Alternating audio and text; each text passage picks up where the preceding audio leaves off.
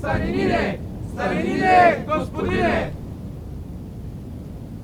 Да посрещнеш лазарки, лазарки.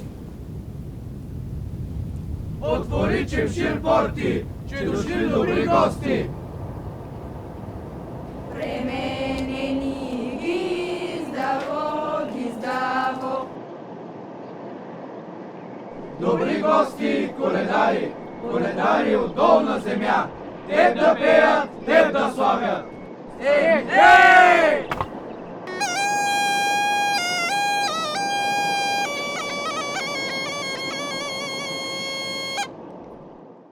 Както момчетата коледари през зимния сезон със своите колови пробуждат земята, тупайки по нея, лопайки с коловите си, по същия начин и лазарките с песните си се надяват да пробудят природата, т.е. това са сходствата между празниците.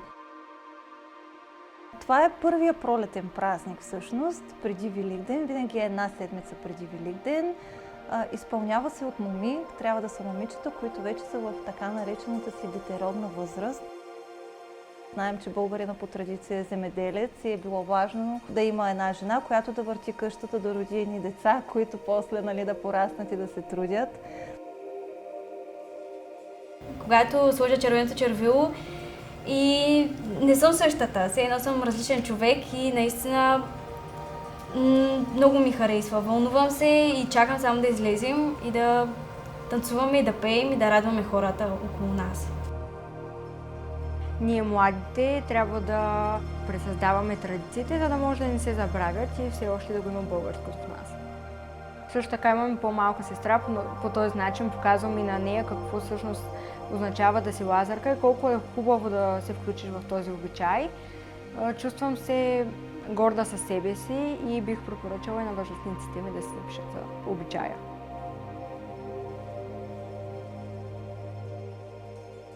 Отбелязва се с много цветове и много красота. Цветя, момичетата пеят специални песни. Как три? Не дай стри, да. Брала мома Лазаре, зеленика, зеленика Лазаре, зелен здравец. Брала мома Лазаре, зеленика, зеленика Лазаре, зелен здравец. Ми увила Лазаре, зелен венец Лазаре, зеленика. Задължително лазарките носят венчета на главите си, като венчетата не са какви да е, правят се от върбичка. Върбата виси и те, плетейки се венчетата, наричат така да висят ергените пред портата ми, както виси върбата над реката. Знаем, обикновено върбата е някъде близо до такива водоеми, затова точно върбичка се използва. Коледуването е наистина, може да се каже, най-важният обичай в календарната година. Това е един обичай, който ако бъде изпълнен както трябва, тогава ще има берекет, т.е. ще има богатство, ще има много домашни животни ще се родят, посевите също ще имат богата реколта, плодните дръвчета, въобще всичко ще се множи.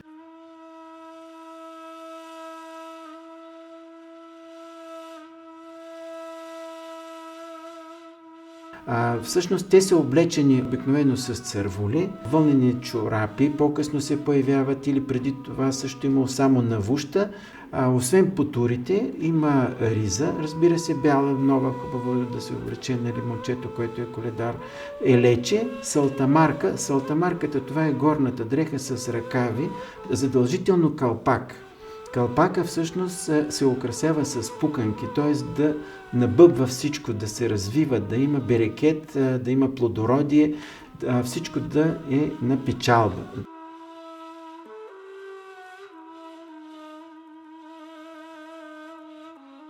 Ямурлук обикновено се носи отгоре. Ямурлук е обикновено бял или кафеникав на цвят. И ако говорим за магията, всъщност, момците трябва да извършат една специфична дейност, която, когато обикалят с тези колове, всъщност те, когато удрят в земята, те оплождат тази земя. Нали? Така се смята, за да има берекет, богатство, всичко да се роди.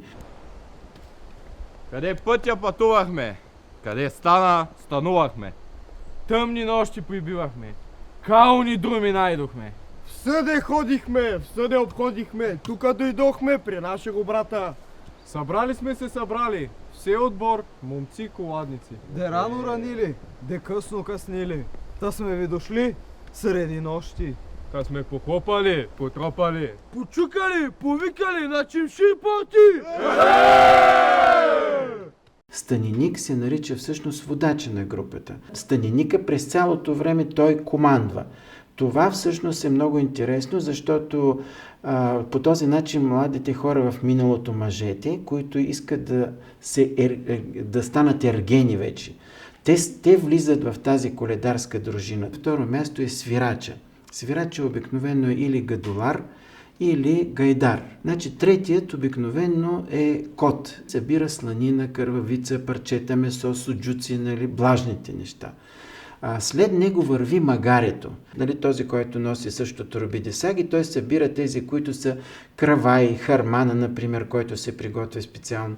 Тестени, да кажем, нали, които не са блажни, той ги събира.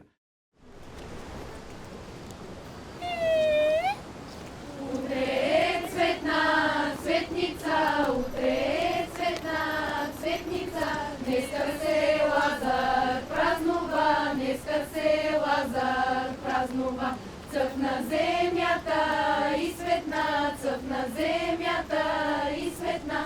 Песен се чуе на дворо, песен се чуе на дворо. Минавайки през всяка къща, момичетата пеят песни, които са отново свързани с пролета, с празника, с цветята. Но ако в някоя къща има, примерно, стар ерген, има закачливи песни, които са за ергена и го подтикват с закачка, защо все още не се е оженил. Всъщност целият празник носи едно такова пролетно и хубаво настроение. Това е идеята, която ние се опитваме да пресъздадем тук с момичетата, да има едно настроение, усмивки и една емоция. Държеше мъжко си дете, държеше. В миналото момите са предавали по един много нежен начин посланията за любов и здраве. Както има и в един ритуал, всяка лазарка да носи цвете в своята кошница и да го даде на мома, който тя харесва. Така че в миналото хората просто са имали друг начин на изразяване, много нежна любов и по много нежен начин предавани послания. И минавайки през ритуала, това е точно което изпитваш, да си благодарен за всичко и да оценяваш всичко около теб, каквото е. Не е било лаленце, не е било лаленце. Добре сте ми дошли, лазарки, да сте живи и здрави. С вашите песни да благословите къщата, занаята, да доведете пролетта, защото последни дни беше много студено, а вие сте толкова свежи и ви пожелавам да бъдете много здрави. Добре сме ви дошли стопани, да здраве берекет, да пеем и да играем.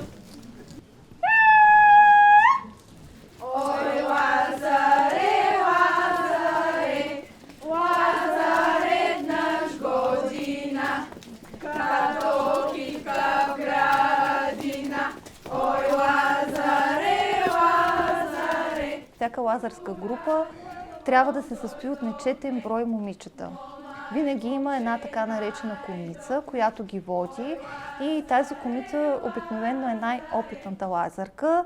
Смята се, че не е хубаво ерген да вземе мома, която не е била лазарка, или пък лазарка да вземе ерген, който не е бил коледарин, защото двата празника малко или много символно са свързани.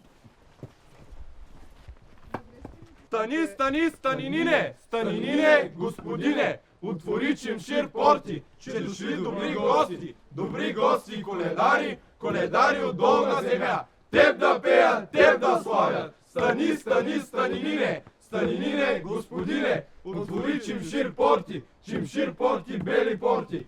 Теб да пеят, теб да славят. Стани, стани, станинине, да ти влезят коледари, коледари, добри гости, с добра слава! Ехе! разбира се. Айде, моето момче. Си взема кърпа. Жива и здрава да си, стопанке. Пак да дойдете до година, момчета. Разбира се, стопанке. То скравай, братчета, които ръце са го вили и превили, да се чуват и прочуват, като птички в пустини, като риби в дълбини, като цар Александър в руската земя, тежката войска. То скравай, братчета, отколкото зърна станал, през камъче поминал, до година на тия стопани на нивата, толкова скръсти! Амин! Коледарите, когато отидат в дома, стопанката е приготвила колачета. Това са гевречета, нали, такива, които тя предварително е приготвила и дарява на всеки един от тези участници в коледарската дружина. Чувствам се изключително щастлив и горд.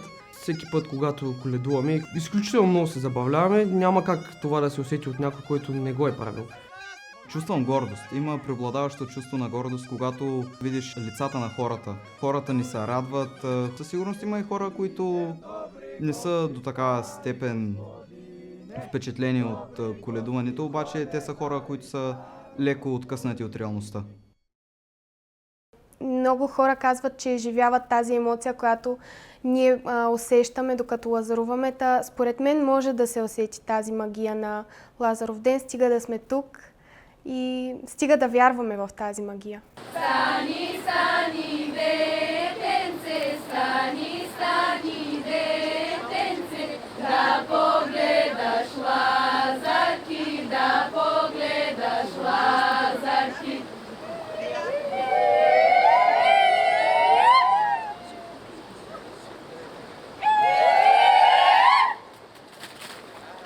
Всяка една мома заедно се хвърляме венците, докато пеем, и венчето, на която изплува първа, става комица всъщност на групата и се смята, че тя ще се ожени първа.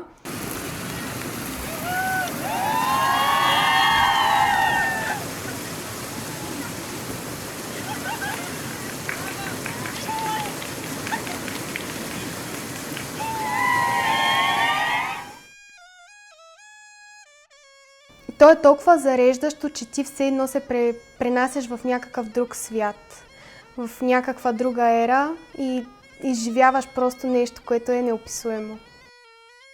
Страни не изглежда също като участваш вътре. Изглежда като съвсем нормални момичета, които са в носи и обикалят, а самото вълнение, като ти си Лазарка, е много по-различно. Ами нямам нито любимо наречие, нито любима песен, защото всички те са изпълнени с магия, придават щастие на хората и няма как да си избера просто любимо. Всичките са ми еднакво. Мога да ви кажа само едно от любимите ми наречия, то е когато пожелаеш на стопанина къщата му с деца да се напълни, реално тогава гледаш и наблюдаваш някакви по-разнообразни реакции. И за това ние правим тези училища за лазарки и за коледари, за да може да се опитаме да съхраним традицията, да покажем в нашия район на Централна Стара планина как са извършвани тези обреди в миналото и съответно да бъде интересно на младите хора, които се включват в тях. Децата го помнят, децата се радват и се надявам, че това нещо ще пребъде за поколенията, защото няма да го има българина, ако ги няма тези традиции.